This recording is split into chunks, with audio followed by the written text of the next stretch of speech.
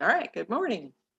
Good morning, everybody. Welcome to the Saturday Morning Mastermind. I'm your host today, Samantha Studebaker Carl, broadcasting to you from beautiful Indiana. And today I'm here with my good friends, Dan and Catherine and Lori and Jason. And we're going to continue our discussion of The Big Leap by Gay Hendricks. We are in chapter 2. Title says Making the Leap, Dismantling the Foundation of the Problem. So I'm going to go ahead and let my friends introduce themselves, and then Catherine, if you want to take the reading and go from there.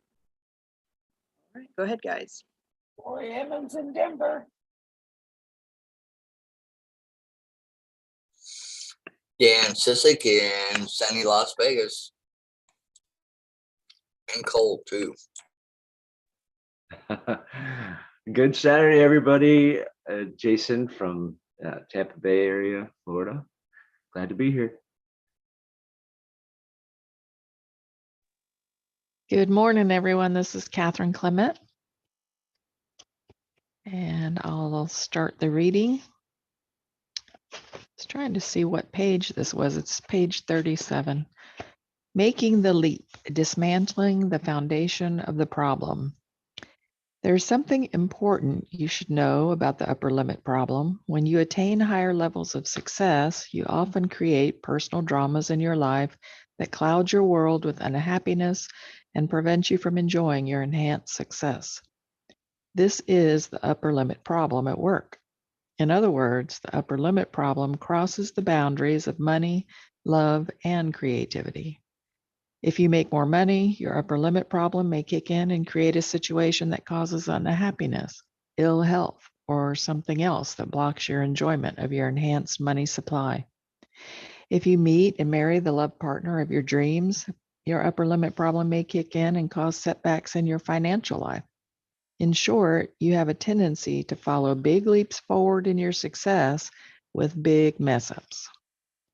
These mess ups rubber band you back to where you were before, or sometimes someplace worse. Fortunately, though, if you see what you're doing in time, you can shift right out of that free fall and point yourself back up toward the sky. See if any of these scenarios sound familiar. You make a big financial surge forward, such as a big stock market win or something else that causes a meaningful financial change. Almost before you've had a chance to celebrate, an argument or an illness or some other negative occurrence throws a wet blanket on the good feelings. Or you're feeling close to your love partner. Perhaps you're sitting together quietly, sipping a glass of your favorite wine. Seemingly out of nowhere, an argument sparks into flame. The close feelings disappear. You're embroiled in a conflict that stretches into hours or maybe even days. Or you're sitting alone in your office or your living room. You feel happy and at ease. Suddenly, your mind swerves and plunges into a stream of negative thoughts. Seconds later, you're obsessing about the awful condition of the world or focusing on the dreadful color of your carpets. Let me give you a more specific example. I assisted a powerful, wealthy businesswoman in making a breakthrough in the area of romantic relationships. In her mid-50s, when I worked with her, Lois told me in our first session that she could do just about anything well except stay married. Twice divorced and now single for 5 years, she despaired of finding and keeping a good relationship. She even recited statistics. Her odds of being captured by terrorists were better than her chances of finding love at her age. Lois was quite stubborn in clinging to her views, so it took us a few sessions to unwind the set of limiting beliefs she clung to around the availability of men. Finally, she realized that it didn't matter if men were scarce. All she needed was one. In a pivotal session, she made a firm, heartfelt commitment to attracting and keeping a healthy, loving relationship with a man. At the beginning of the following week, she called to cancel her next session. She said she had met a wonderful man 2 days after our last session and had spent the most romantic weekend of her life with him. She thanked me for helping her make this shift and said she didn't need any more help. I gently suggested that this was just the time she should come in. I explained that while breakthroughs are important and thrilling, it's the subsequent stabilization and integration of the breakthrough into daily life that really allows the changes to be permanent. She listened politely, said, "Thank you," and hung up without making another appointment. About 6 months later, I got an urgent message to call her. When I reached her, I could hardly understand her because she was talking so fast. I invited her to slow her breathing down, which helped her get her anxiety dialed down to a level at which she could communicate clearly. She told me that her new husband, the man she'd spent the glorious weekend with the last time I'd spoken to her, had counseled her on an investment that had lost over $200,000 virtually overnight. He'd had some inside information on a stock that was supposed to go up and instead went down. That sure thing that was going to double her money overnight instead wiped it out completely. "What should I do?" she asked. "Should I throw him out or leave or—" "Hold on," I said. "Has he ever done anything like this before?" "No," she said. "And what's his behavior been like over the past few months?" "Wonderful," she said. "I've never been happier in my life until this happened." "And what does he do for work?" "He's a software designer. He consults for different high-tech companies." "So does he make a good living doing that?" "Pretty good," she said, "but he's kind of a frugal person. He doesn't need a huge income." "Let me ask you a question," I said. "What gave you the idea you should take investment advice from him?" There was a long silence. Finally, she said, "Oh my God." "What's happening?" I asked. "I just realized that I loved him so much it never occurred to me that he was flawed." I asked her to reconsider the judgment that he was flawed. I told her he's not necessarily flawed. You're the savvy business person who chose to take investment advice from a software designer. In the ensuing silence, I could almost hear Lois's teeth grinding. Finally, she said, "Damn you, you're right." And do you know how many times in my life I've said that? I hazarded a guess. Never? Again, she muttered the magic phrase, "You're right, 0. I can't remember ever admitting somebody else was right." I suggested that it might be a useful skill to learn if she wanted to have a happy marriage. I told her that I had found it a great addition to my own communication repertoire. On the occasions when I said, "You're right," in my own marriage, I noticed that Kathleen responded as if she were hearing the sweet sounds of a Mozart concerto. Lois and her friend came in for a session together. It turned out that he not only loved her very much, but was also very intimidated by her. To make up for his perceived inadequacy, he wanted to impress her in her own area of expertise. This muddled intention had caused him to present the stock tip he'd heard as if it were a sure thing. Like many muddled intentions, it produced the opposite effect. Toward the end of the session, I asked a question that can shine a light on an upper limit problem. "Lois, why do you think this money incident happened at this particular time in your life?" Long silence. Finally, she said, "I think I got happier than I ever imagined I could be. Then some part of me reared up and grabbed me, some part that didn't think I deserved it.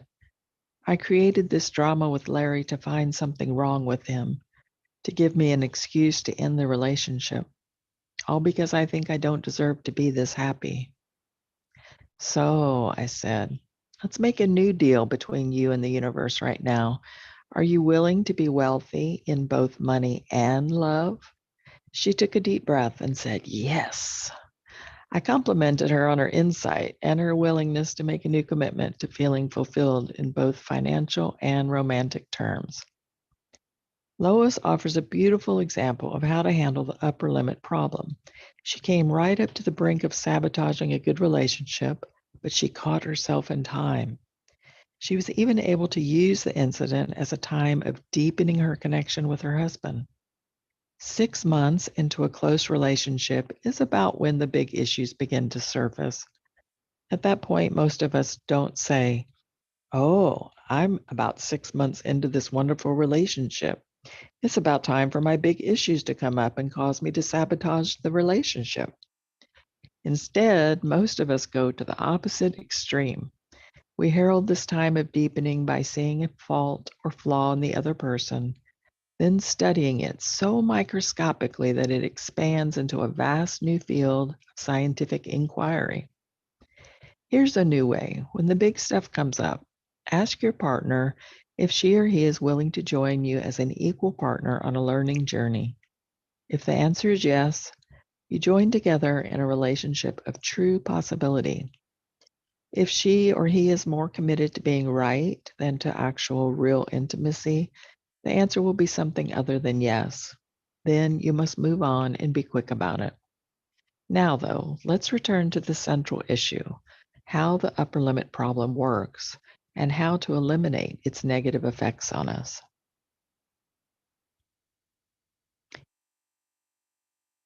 Do you want to continue or stop for discussion? Let's just read the triggering the upper limit problem until it gets to the next little section that says hidden barrier number 1, because he asked some questions I think that we could discuss. Okay. Triggering the upper limit problem. The false foundation under the upper limit problem is a set of 4 hidden barriers based on fear and false belief. Every person I've worked with has uncovered at least one of the barriers, and sometimes 2 or 3. I've never met anybody who had all 4. The 4 hidden barriers all have something in common. Although they seem true and real, they are based on beliefs about ourselves that are neither true or real. The fact that we unconsciously take them as true and real is the barrier holding us back. We take them as true and real until we shine awareness on them. Then the barriers dissolve and we're free. That moment is profound. It feels wonderful. We remember it forever. It is the occasion of our ultimate liberation. Although I have myself experienced that joyful moment and have witnessed it hundreds of times, I am still deeply moved every time it occurs. Begin by considering the possibility that you have at least one hidden barrier that is keeping you from being completely successful. Please know that you're far from alone. I had more than one. Even if you're already very successful, you have at least one barrier that holds you back. When you encounter the barrier, your upper limit problem is triggered. The form it takes depends on which fears and false beliefs you picked up on early in life. As we explore those fears and false beliefs now, tune in to discover which one resonates with your experience. 4 fears and 4 related false beliefs hold the upper limit problem in place. The fears are based on specific, long ago situations you will probably recognize when I show them to you. The beliefs based on those fears are false and cause you to have a misunderstanding about who you actually are. These fears and false beliefs come to us to live our lives out a success. These fears and false beliefs cause us to live our lives out of a success limiting mantra that says, I cannot expand to my full potential because, and then there's a blank to fill in. In relationships, your upper limit mantra says, I cannot enjoy abundant love and relationship harmony because, fill in the blank. In financial wealth, your upper limit mantra says, I cannot expand to my full wealth potential because, fill in the blank. When you remove those false beliefs, you feel a new freedom to invent a life based on your natural genius. I now want to describe the fears and false beliefs with the intention of assisting you in dissolving and dismantling them.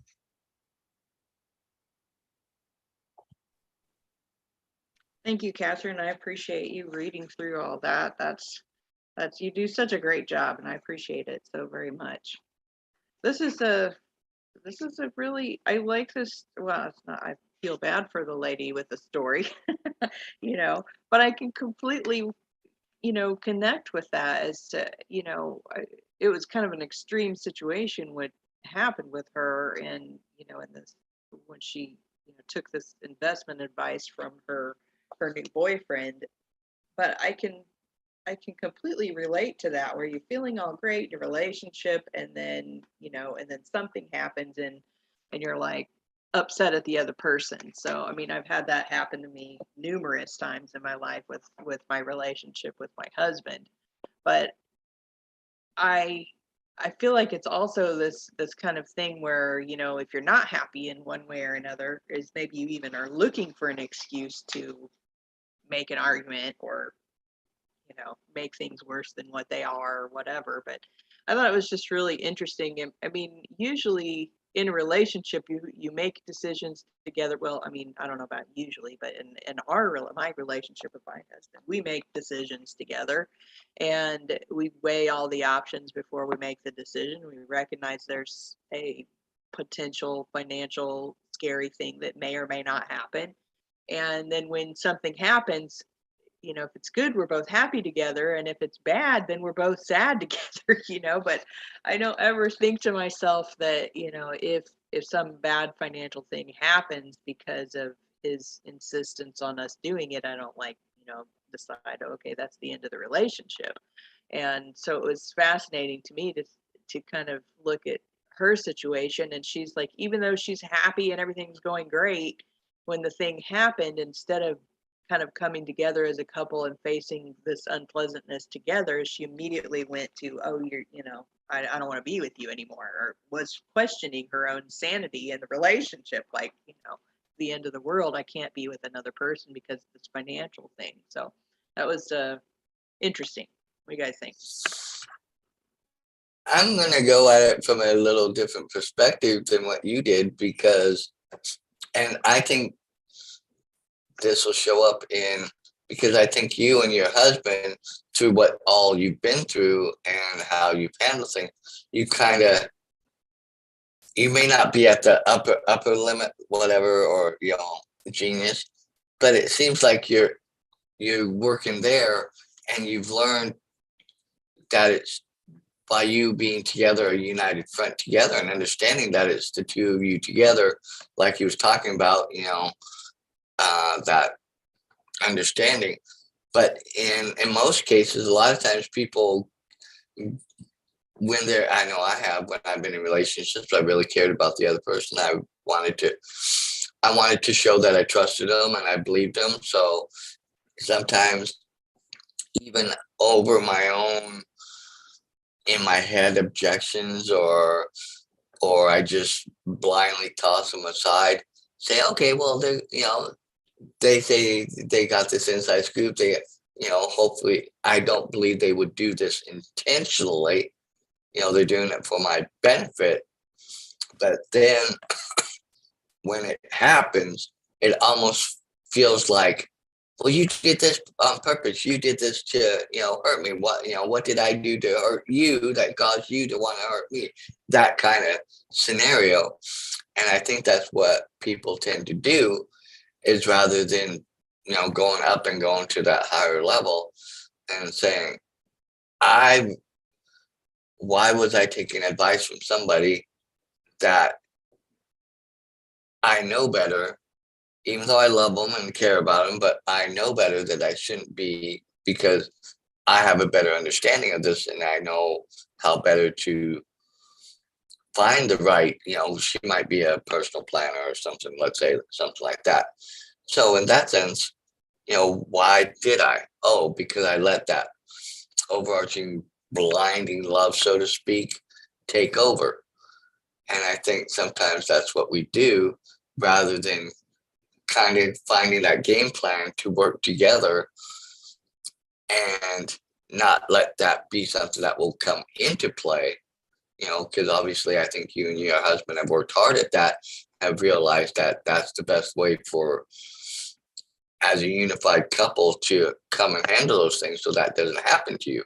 So that way, when the good's good, you celebrate together. When the bad's bad, you dig in and, shore up the trenches and, help buffer yourselves for the bad, but you're in it together. And I think that's something that people don't understand enough, or they're too afraid to, because of past experiences or past beliefs or what they've always had happen. And that's how I looked at that incident.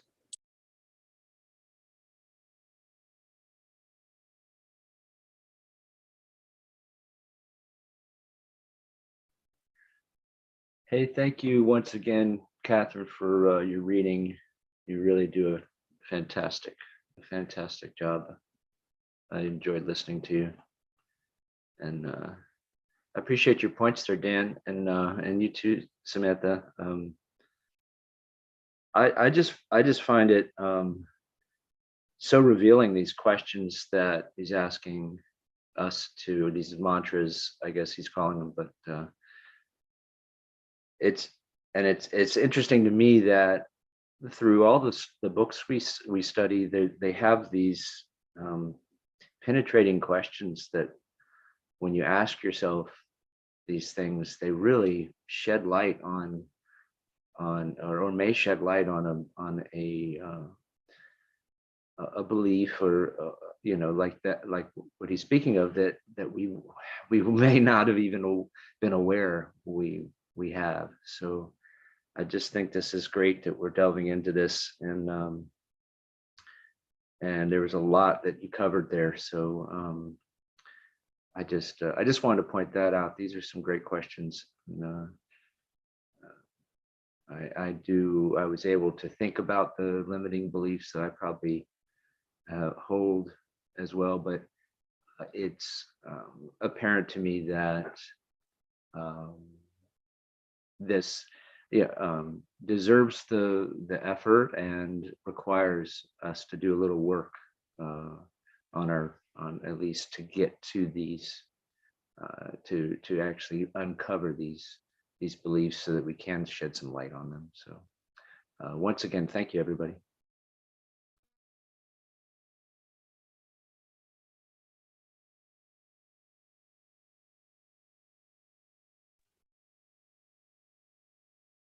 Yeah, I think that, if we go back to, if I can think back to the earlier times in my relationship with my husband, when we first got together, and there were questions of, are we on the same page? Are we in this together? Are you still, not really wanting to be with me or whatever? Or are we just playing around? What are we doing?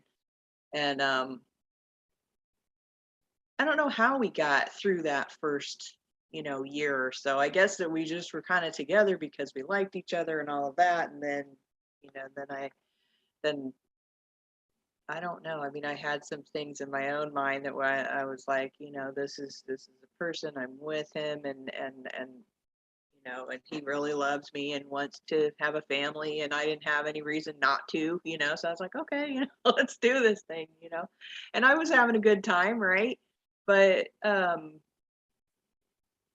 I kind of think back to those times, and even though I wasn't really sure about how the relationship was going to go, I still feel like we were communicating with each other, like we would talk about, what our goals were, and if there was a financial decision to be made that was more than, a few $100s, that we talked about it first, or if we had any kind of major decisions that we talked about at first. And I don't know why, if we just naturally did that, but we did, I guess. And because it always fascinated me, and it has throughout my life, to watch other couples that they don't even talk about those things. They don't even talk about major life decisions. They act like, if they have to talk with the other person, that's like an invasion of their privacy or something.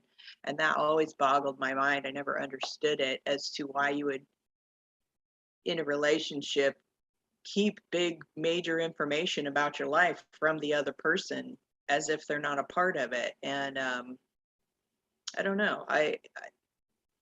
It's interesting to me that actually that happens. I don't know why, but I guess that with me and my relationships in my life, you know, whether it's been my husband or whether it's been, you know, my close friend, is that, you know, we talk about those things, and so it seemed natural to this person who's a part of, you know, that is like my whole life, to just talk to him about that kind of thing. And but yet I can think back in like my earlier relationships, but that I didn't do that, but we weren't really together. We didn't live together. We didn't, you know, spend our, you know, we didn't have our everything together. We were just like boyfriend, girlfriend. And then, you know, I don't know. So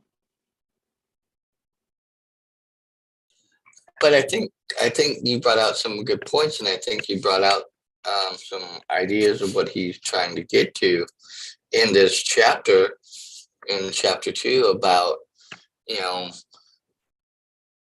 getting past some of the limiting beliefs that we have. And I think for the two of you together, I think you found what those things are, and you found the way of making that leap above that to where, you know, you do make those big decisions together, and as I believe most couples should. But I've had relationships, but they haven't lasted as long as, like, say, you and your husband, or like my brother and sister-in-law, or my grandparents. Um, you know, where it's, you know, my grandparents 50 years, my brother and sister-in-law almost 30 years. Where I know that on those type of big issues they do talk, but on some of the smaller things, they know each other well enough, you know. And yes, they might get a little upset because, like, okay, well, I plan to use this money for that, but you beat me to the punch on spending it on something else, you know. But it was a small, and so there might be that, you know, like that. But they get over it, and it's like, okay, well, it's not that huge deal, and they get over it. But as far as the overarching thing, you know, I think if you're in any long-term relationship, and if you really work at it, that's the goal, is to get to like those points where you do sit down and you do it together. You don't make that single decision for both. But there are a lot of people out there in relationships and stuff, you know, that are learning or may never have learned, and they think it's all me. You know, I made this money, it's my money, even though they're in a relationship together. Oh, it's my money, I earned this money, so I can do with it as I want, or this or that or the other thing, or, you know, however the dynamics are playing out.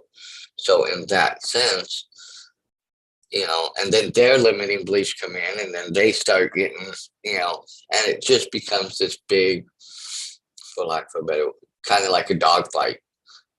You're in it to win it for yourself, because you're trying to, one, to prove you're right, two, you're trying to come out without being all battered up, and then to show to the rest of the world, yes, I was right, I survived this, you know, and to make yourself feel better. And in the long run, that doesn't really work for anybody. And but yet those limiting beliefs keep getting in the way, and that's what keeps tripping us up. I'm going to say all of us, because I'm assuming we all have something that still trips us up, or else this book wouldn't have called out to us and, you know, had us, you know, decide to look, you know, read it, you know, in that sense too. So I think, you know, some of what he's saying, you know, has some validity and deserves to be looked at and, you know, gone over, and to see if there's, you know, thought processes for me in my head that, okay, why, I'm going to be honest, why at 59 I'm still single and don't have anybody really in my life, you know, things like that, you know. What do I have my beliefs that I'm tripping over, and I'm not seeing them? That might be part of the case. I think somewhere along the line, it has a lot to do with your family of origin and the circumstances and all that, that in your brain and your experience, you haven't had the opportunity to be such good partners like you and Samantha and your husband seem to be. Overcoming all of that type of thing is the basis of a lot of our limiting beliefs. And it's hard to overcome and know how to do all of that right.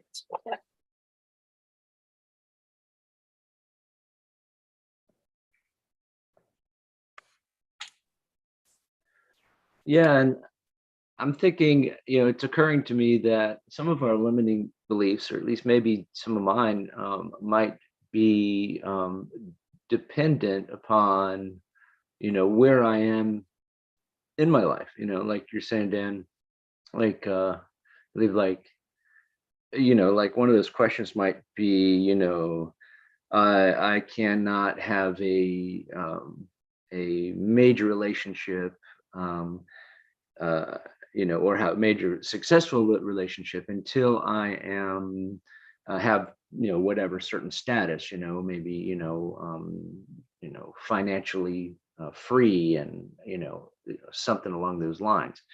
But that it may not be just a disbelief in ourselves, but a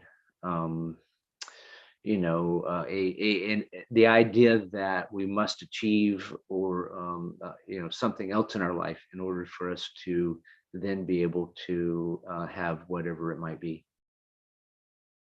That just occurred to me. Wanted to bring it up. Well, I like what you wrote in the chat. You said, I guess it could be somewhat tough to reveal our limiting beliefs to ourselves, let alone ourselves, let alone another person, even if maybe more so to our partner. And that might be a big thing. A lot of people, I'm gonna once again use me as the example, because of my background and what I've lived through when I was younger. I don't let a lot of people in till I feel comfortable enough that they're worth letting in. But sometimes that's very hard and long and in between. And who knows, maybe I could have missed out on some great friendships and relationships in the past because of that. And I'm going to say in some ways now it might be a limiting belief because it did happen in the past. Yes, it was real and it did happen. But in retrospect, I've also have gained understandings that I didn't have as from a child's perspective, as I've looked back and reevaluated circumstances within their lives and what they might have been going through at that time that I didn't understand from a child's perspective, and now can go back and revisit and say, I still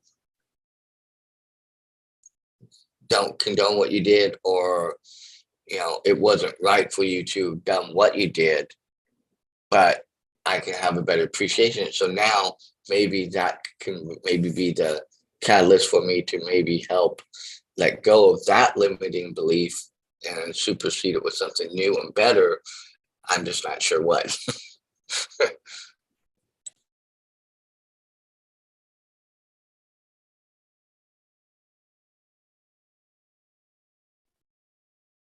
So if we talk about some of these like things here at the end of this section where he's talking about these success limiting mantras,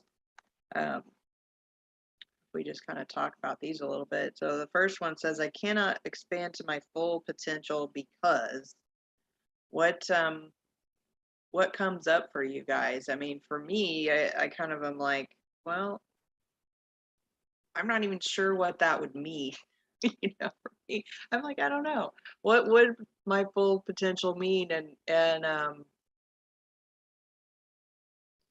I've been kind of examining that quite a bit, actually, of, what I really want out of life and everything in general. I've been reading another book, the Natural Success. What is that one called? I gotta look it up really quick. But anyway, he talks about doing these meditations where you go into a meditation and then you land in this land of plenty, and in your land of plenty is everything you've ever wanted in any way, shape, or form that you want it. And it tries to get you to connect with kind of your higher self and really dig into what it is that you would see in your land of plenty. And that has been a really interesting kind of thing. I've done that a number of days in a row, and looking at it, and I keep coming up with some aspects of it make a lot of sense, like a location and beauty and nature and things like that. But then other things that are coming up, I'm like, what is that? Like, what is that supposed to mean? And so it's been interesting just kind of examining that. But I'm also just keep coming into this kind of question mark, landing in this question mark of what exactly would that mean for me on this. So I feel like for me on that first one, I can't expand to my full potential because I don't even know what that means. So what about you guys? Why can't you expand your full potential? I'm right there with you, because one day I could feel like it's this. It's like, oh yes, that would be, and then next day that gets thrown out the window with the bathwater, and it's something else. I don't think I can land on any one particular thing over my life. I've, thought that when I was younger, I thought, oh well, life would be great if I had, really good job, a lot of money, success, all the things we hear about from everybody else, and we kind of take that on for ourselves. But as I've gotten older, I'm like, no, I don't really want to deal with the upkeep and the care of a big, huge house. I don't want to deal with, all that. Just some nice piece of land, a nice, decent, okay size house, 1,200, 1,500 square feet, something like that, nice views, and, but then that could change tomorrow. So I'm right where you are. I think it does take, I think in a way he's right. I think connecting to that higher self and understanding your purpose, maybe, or getting a better understanding of your purpose, because I feel that we all feel like we have a purpose and that we're here to do something somehow, some way, in some shape or form. Others do it in bigger scales than others, and getting closely a lot more aligned with that, and that kind of, I think for me, will open more towards where I'm going and but yeah, I don't know. I'm kind of like you. That's hard. That's what makes the Land of Plenty exercise such a powerful exercise. And unfortunately, both in the live training and reading that book, Samantha, it's not clear enough, I don't believe. That exercise is only supposed to be done once. You don't do that more than once. So when you're doing your Land of Plenty, you're really dropping into your intuition and seeing what comes up and writing all of that down, and just keep writing and keep writing. If it takes 45 minutes, or 2 hours, or 10 minutes or whatever, you just keep writing everything and sitting and waiting for more stuff to come, but I think there's absolutely no doubt. Dan, you said maybe you have some limiting beliefs. You absolutely have limiting beliefs. Every one of us does. There's not a question about it. And, we've read a lot of books, and we've read books about the power of words. And I mean, we kind of laugh, and I do the same thing. I'm not, pointing a finger at anybody. We laugh when we say, I don't really know what I want. Ha ha ha. That's a huge problem. We need to take that seriously, because our thoughts and our words and our, help drive our actions. And if we don't know where we're going, we can't get any of that in alignment. And if it's true that we create our own reality, and it is true, but if it's true, then we have to know where we're going. Otherwise, we can't get there. The universe is willing to take us wherever we want to go and deliver anything that we want to us. But we have to be clear about what that is. Otherwise, it's just a muddled message, like he calls it. It's a muddled, we're sending these mixed signals to the universe, and it can't give us anything except what we are asking for. Ask and you shall receive is very, very true, whether it's asking for something that we would consider a physical thing, or whether it's asking questions, these amazing questions that bring about all these amazing answers through our intuition and our genius. When we're asking those questions, we're tapping into our genius. And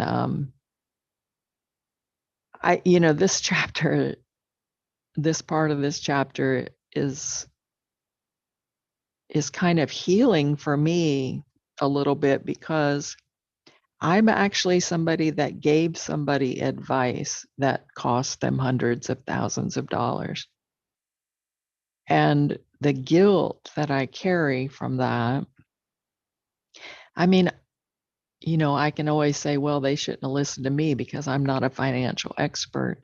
But not everything, there are some things in this world. In this instance, it was cryptocurrency. Nobody was an expert. This was back in 2015. And this is a new thing. And it's a wonderful, I love crypto, but it can be extremely volatile. And especially in this day and age of all these influencers that are able to log on, and they have like 3 million followers, and all they have to do is say, buy this or sell this, and it shifts the whole damn thing. Like, I guess stocks are always that way too, but I was never involved in stocks. So I got involved in cryptocurrency. Now, the interesting thing is, I thought that person would hate me and like walk away from me, right? Or at least be like super pissed at me or whatever. And they didn't. And they're one of my dearest friends to these days. Now that and I'm always like so humbled that they even still love me because of the money that I cost. Of course, I cost myself that much too. So it was a pretty painful lesson. The interesting thing is that other person regained their money back up into those hundreds of thousands, even more than what they lost on because of what I told them to do. And they just lost it again. So to me, this says that, yes, it's my problem too. And I absolutely take responsibility for that. But they have, I think, an upper limit problem as well, because they keep losing. This is probably the third or fourth time that they've lost their fortune. You know what I mean? I mean, thank God they have the ability to create it. Now they just have to figure out how to hang on to it. So in a weird kind of way, this part of this chapter sort of eased that guilt a little bit on me, when he says, well, you're the one that took the advice from somebody that didn't have a clue, I mean, but still it doesn't, I mean, I'll never get over like that. I have to learn to forgive myself for that, because nobody knew. And even to this day, crypto is still just very volatile. You just have to know if you're dealing with it, that it could go either way. And that's just something you accept when you start working with it, period. Don't risk more than you can lose. But it's funny, this the relationship thing. Of course, people sabotage relationships all the time, and it is usually from a, he doesn't exactly call it I'm not worthy, but it's from, you know, this belief that you're not worthy, or this belief that, you know, relationships don't work out. There's very few long marriages in my family. There's a lot of divorces and remarriages and, you know, different things like that. And so I very easily could have picked up the belief that, you know, nobody's marriage works except the ones that just stay delusional and like aren't, like when I look at their marriage, that wouldn't work at all for me, but it works for them, kind of thing. So I have that feeling, you know, marriage wouldn't work for me or whatever.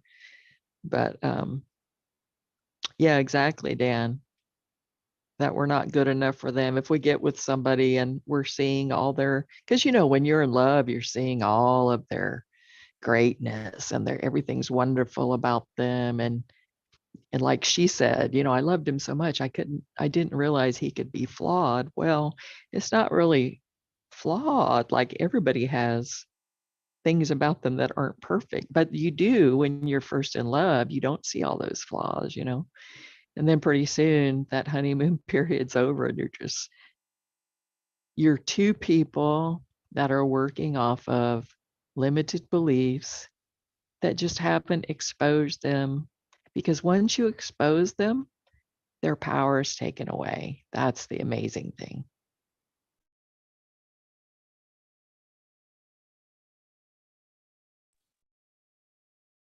I think you just hit something pretty square on right there, is that once you start understanding your limiting beliefs and how to react to them and catching them before they limit you, hence that, you know, the why I said it that way, before they limit you, but so that you can then change that and respond appropriately and in a better way, so that way then you can go back or stay or get back to your uh you know, zone of genius. And I think that's, you know, where we all would like to be, so that way we could, you know, hopefully maintain that, or you know, be in that best scenario.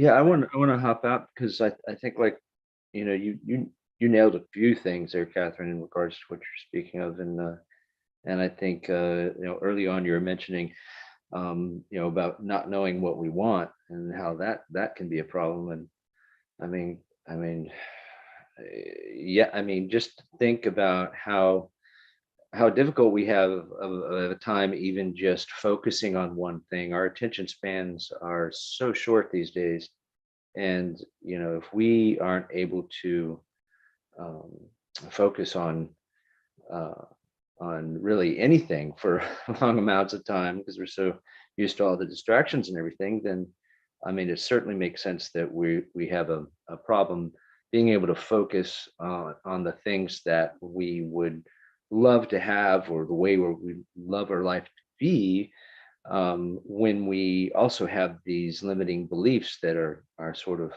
pushing against that. Uh, and I thought that was you know, profound for what you were pointing out there, in regards to, you know, not knowing what we want being a problem. Because um, you, it is, I've realized recently from a number of things you pointed out that it is very important for us to spend time um, sort of like daydreaming about what it is that we really want in our lives, and then that also for me has helped me to recognize my limiting beliefs, so that I can then work on them, work through them. Like you said, you shine a light on them and you work through them, and they sort of dissolve because you sort of realize what they you know um, that they really don't have any control over you, and that could be completely different. Um, and there's really no reason for you not to be able to reach your full potential, which circles back around to what you were saying, Samantha, in regards to knowing um, that question of our full potential. And I can separate that into at least three different categories of the types of personal, our full potential. For me, it's that could be personal potential, and how we are deal with our own thoughts and our own happiness. And then there can be relational, dealing with you know in particular other people in our lives, and then our success in our careers, which is really kind of can depend on both ourselves and other people. And so when we ask ourselves what's keeping us from reaching our full potential, in our personal lives, it could be something within ourselves, and with a relationship we might could be depending on other people for that potential to happen. And then our careers, it could be a little bit of both. So those are some things that occurred to me when you all were speaking. Again, thank you for what you were saying. It's always very enlightening.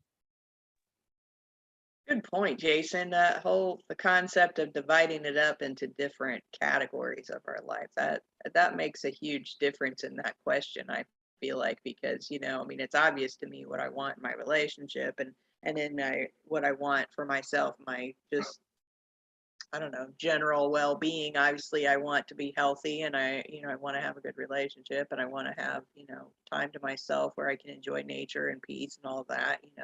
Well, and then relationships with my family members and whatnot. So that's that. Those are easy answers.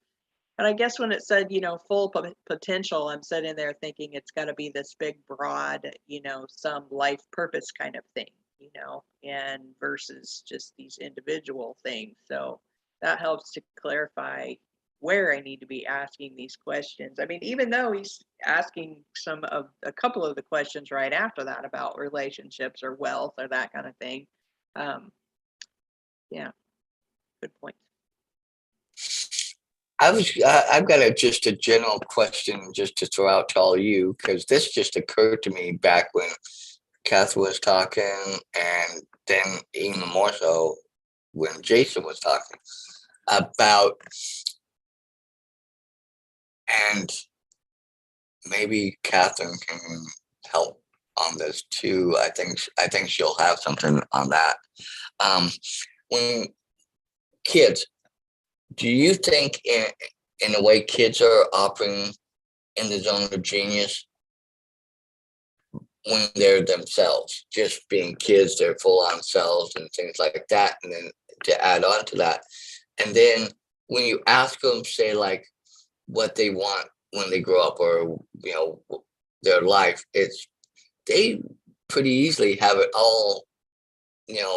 When they're kids, they know what they want. They know what, they may have 20 million things they want to be, but all these things are together, and they don't see any problem with being all those things, or trying to attain all that. What happens? And is that because at that time there's no limiting beliefs? And like you say, Catherine, we learn a lot of those back when we were kids, and then we grow up with that. And is that part of what maybe he's trying to get us to kind of go back to? Absolutely, kids are in their genius. There's no doubt about that. And they stay in their genius until they're told enough times that that's just their imagination, or you're making that up, you're lying about that. People are so averse to using their imagination because of the messages that they've gotten as children.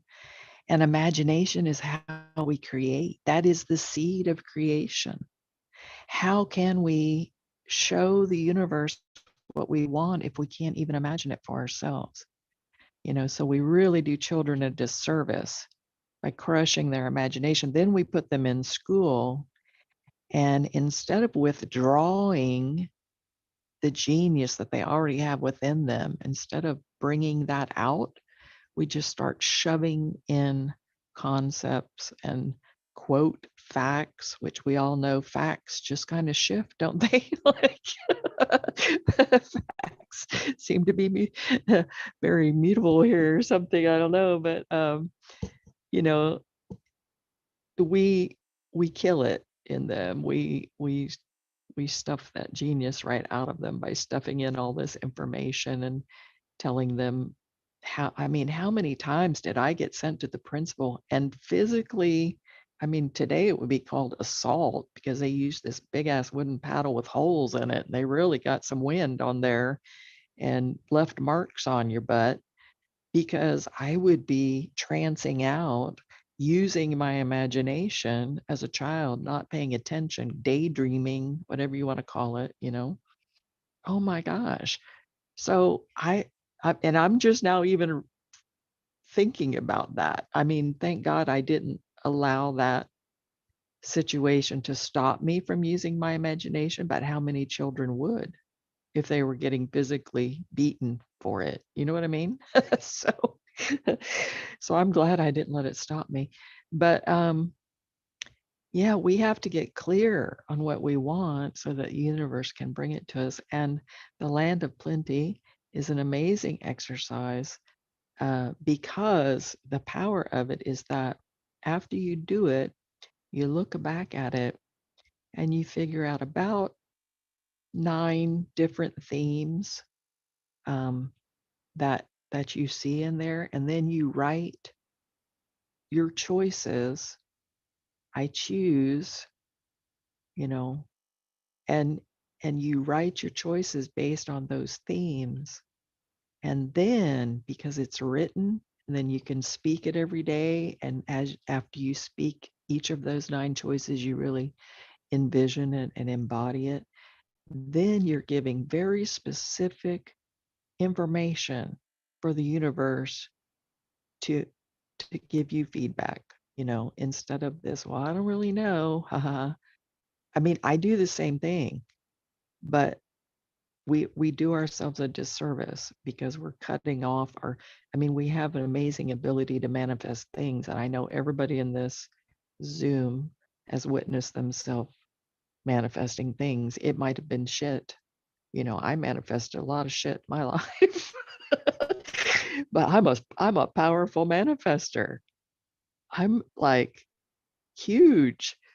And I know everybody is, but we just have to get to where we're manifesting the right things. But if we're unclear, we cannot do that.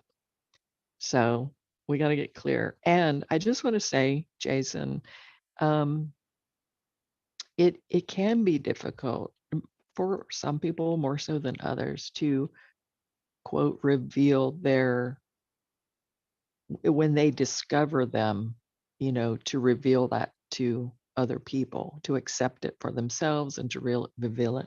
And it's helpful to be able to get in a Zoom room. I don't know that, we wouldn't do it publicly because people are less apt to open up on a public thing, but we could get in a Zoom room and express those things in a safe environment where everybody knows it's not going anywhere. And that way it's already handled, and maybe that doesn't have to come up with the next partner or whatever. It'll still come up maybe a little bit, but not nearly as much. I've seen profound shifts since doing this work. So I love you guys. I'll shut up now. Have a great week. Oh, no, that was great, Catherine. Thank you.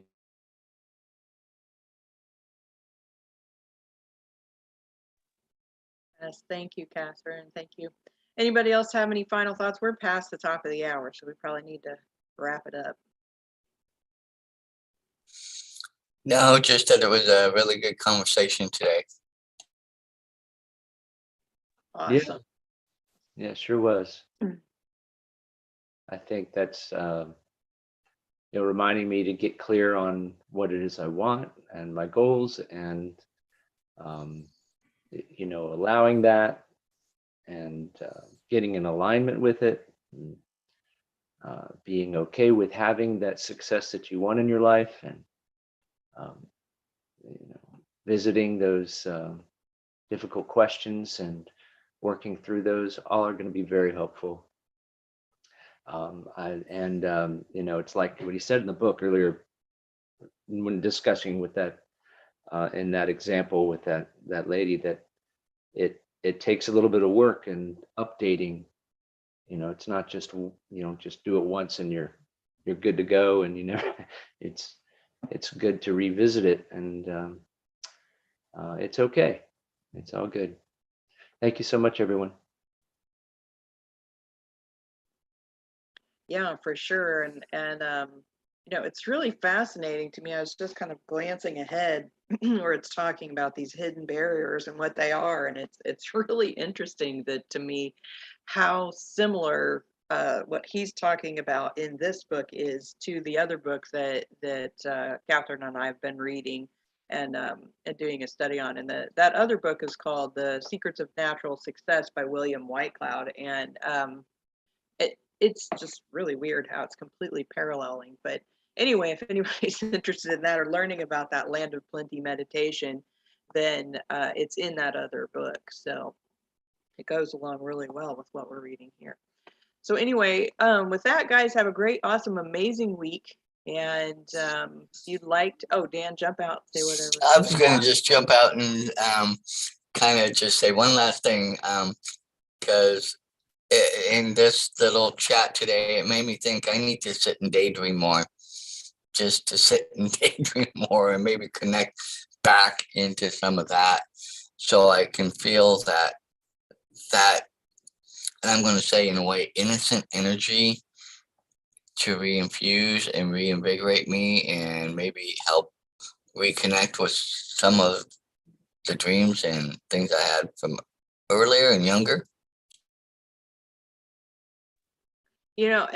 And that reminds me, as we were just kind of talking, and I had lost the thought, now I got it back. But when we were talking about the concept of dividing this idea of full potential up into different areas of our life, and then Catherine talking about us kind of being stuffed with all this information, and I guess that, now I'm kind of looking back and thinking to myself, okay, this whole like the land of plenty exercise and then me having all these questions come up for it, is that I've been kind of, I have in my head somehow that my full potential or my life purpose is supposed to, because of what I've been fed in my life or whatever I've thought, is it's supposed to be something related to vocation. And it just dawned on me that maybe it doesn't have anything to do with vocation at all. And that, I'm blocking my own even inner child, if you will, and telling my inner child, no, that can't be, because that's not a vocation. And so interesting thoughts is that, we could even be blocking our full potential because we think it should be related to some aspect of life that we think is what our purpose is supposed to be. And for me, I was thinking it had to be related to a vocation or related to how I create money in my life, and it may not even have anything to do with that at all. May I can reach my full potential and it doesn't have anything to do with finances at all. So anyway, just a thought, final thought for today. So guys, and this is something I love about our mastermind. We get on here and we discuss these things. We start with, a book and a chapter, and we think that the whole discussion is going in one direction.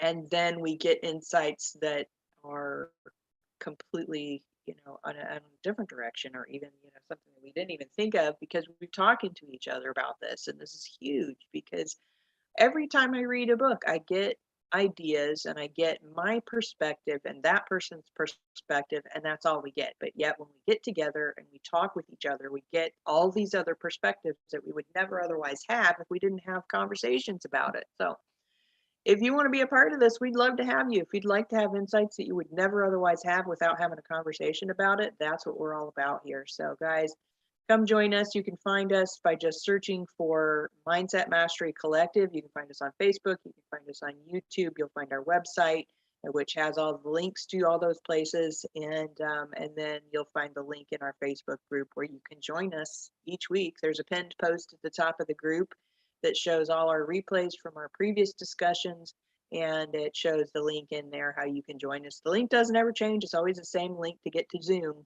and then that's where we're participating on this. So every morning, 10 a.m. Eastern, 7 a.m. Pacific. We'd love to have you. With that, have a great day, awesome, amazing weekend, and we'll see you next week on the Saturday Morning Mastermind. Bye for now.